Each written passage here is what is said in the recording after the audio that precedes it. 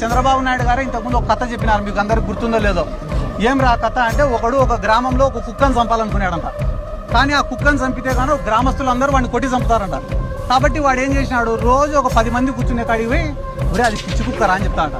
మళ్ళీ ఇంకో గుంపు కాడికి పోతాడంట, ఒరే ఆ కుక్క నిన్ననే ఒక ముసలోని గరిచిదిరా అని చెప్తాడంట. మళ్ళీ ఇంకో గుంపు కాడికి పోతాడు, ఒరే ఆ కుక్క నిన్ననే చిన్న పిల్లోని గరిచిదిరా అని చెప్పి వన్ ఫైన్ డే ఆ కుక్కను చంపుతాడంట.